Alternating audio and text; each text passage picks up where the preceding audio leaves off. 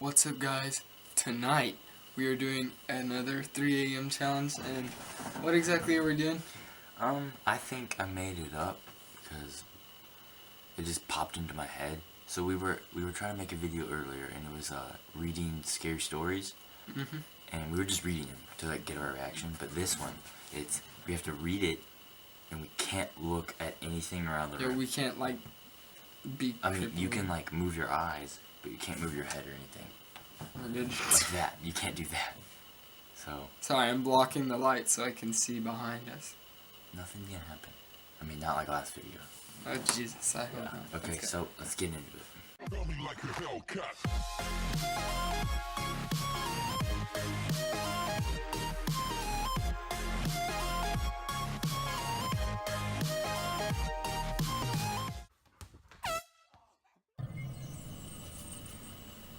There was a young girl who was in need of a job, was able to find work as a babysitter for a couple who lived in a large, isolated old house. This is They hacks were right going. here. Ah, dang! I think I failed. I looked at you. No, that's fine. Okay. They were going out to see a movie that night and left the teenage babysitter in charge of their 3 young children. The babysitter put the children to bed when it got late and then went downstairs to watch some television. She was just getting comfortable when she heard the phone ringing. When she answered it, all she heard was a heavy breathing followed by a man's voice asking, "Have you checked on the children?" I'm looking at the camera, by the way. Freaked out, she hung up the phone, trying to convince herself that it was just someone playing a practical joke on her.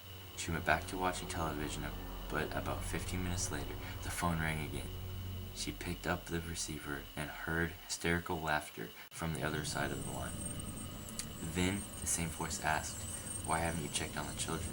Crap. The babysitter slammed down the phone. The poor girl was frightened out of her wits and immediately called the police. The operator of the police station told the babysitter that if the man called again, she should try to keep him talking. That would give the police time to trace the call. A few minutes later, the phone rang a third time. When the babysitter answered it, she heard a heavy breathing again.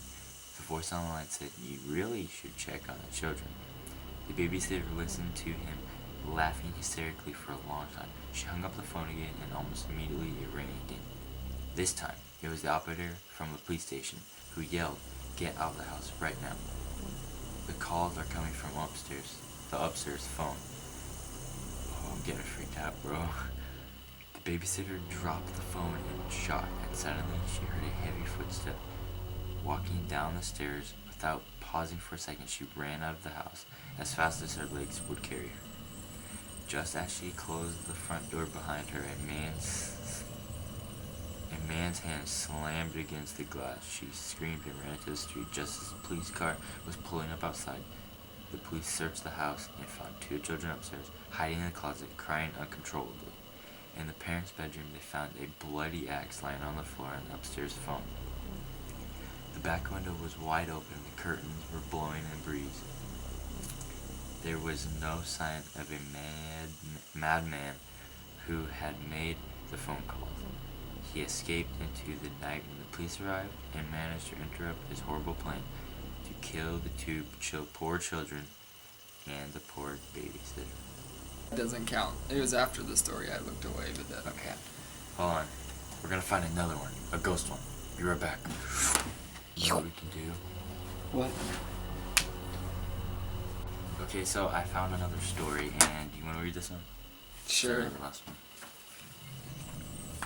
I used to live in a house that backs up to a big public open space where there are hiking trails, lots of joggers, and people walk their dogs. Anyways, one night I had a creepy dream that an old lady came into my room and was trying to get me to come outside. The dream woke me up, so I got some water and turned off my fan because it was cold, and then I fell asleep again.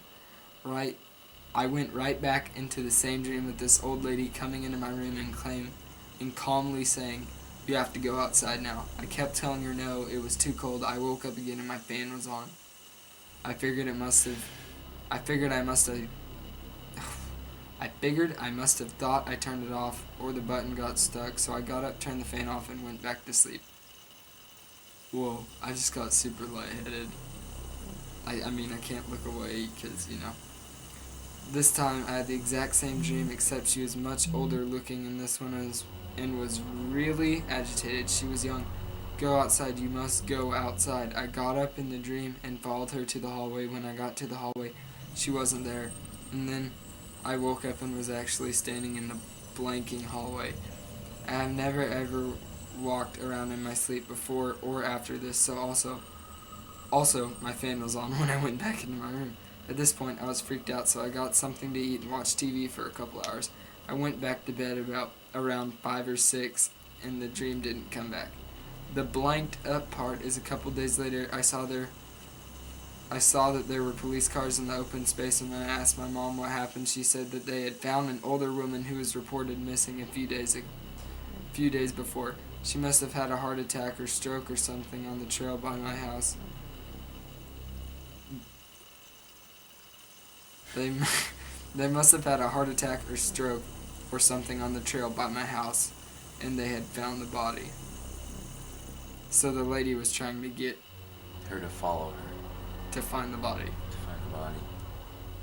It's a ghost though. The little girl No. tricycle. No. Hope you guys enjoyed. Leave a like and comment when you leave that like. Subscribe like always. Oh, and comment what you want us to say in the diss track against Jake Paul. Because we were literally just sitting here, bored out of our minds, watching diss tracks. And I was like, hey, Jake Paul hasn't been good lately. Let's just make a freaking diss track on him. Why not? Yeah. Okay guys, so I'm sitting here editing and I go over the footage and I'm pretty sure the last bit of us like closing out and doing the outro and stuff like that, like saying like and subscribe and stuff like that, it cut and it stopped. I went to shut the camera off and it didn't say it was recording. And I'm just like really freaked out right now. I don't know what's behind me, but I mean, I'm redoing the footage and like everything's there. Everything is there but our outro. So it's kind of freaky. But like and subscribe. See you in the next one. Peace.